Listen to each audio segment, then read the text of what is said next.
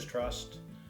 Started 4 or 5 years ago, working with Ted, our town manager in Waldoboro, connected us in a meeting and voiced the concerns of the Davis Trust, of the challenges they've had to endure with volunteers and getting things done like scale samples.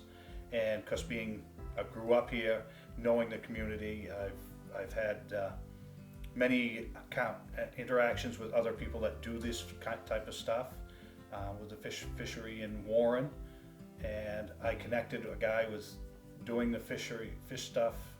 How do I put this? Is fixing problems that I'm worse than you. You recruited somebody with actual skills. Well, I recruited somebody with skills that could fill the gaps that the land trust, the Davis Trust was having. All volunteer systems are stressed. The Davis Trust was started back in 1985, and theoretically it has representatives from all the towns in the watershed. We've lost representation in Friendship and Bremen, and have now representation just in Washington and Waldoboro. The average age is probably 70 of our members. The actual boots on the ground work is becoming more and more difficult for us to do. And it's a huge relief to have Abden recruit younger blood with actual practical skills that can move the project forward. The importance of the alewives, I remember back when they used to harvest them just below my house on Mill Street, right at the bridge, but the water quality is a huge issue. Getting them to Washington Pond would help clean up the river, clean up Washington Pond. They eat phosphorus, which is detrimental to game fish like trout and salmon and stuff like that. And having that water quality changed and cleaned up is a big recreational aspect. With people being able to fish during the winter, fish during the summer. The alewives, when they spawn out, they leave fry behind.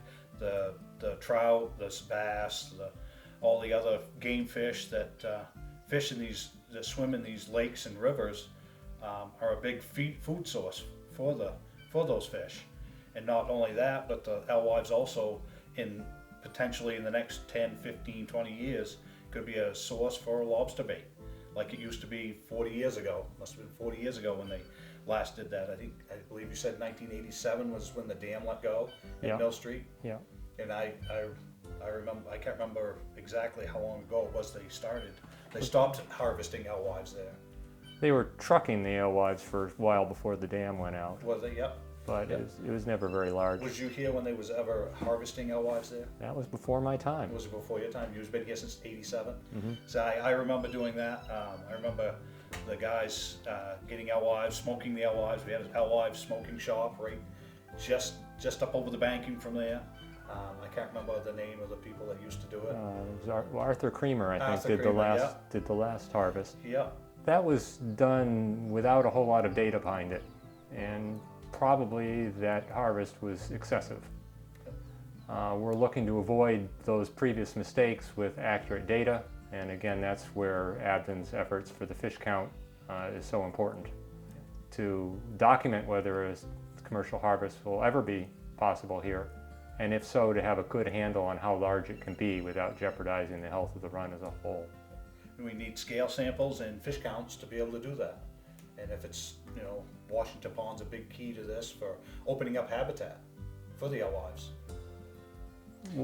Washington Pond is about twice as big as the rest of the spawning habitat in total, and has the potential to make a huge difference ecologically, if nothing else.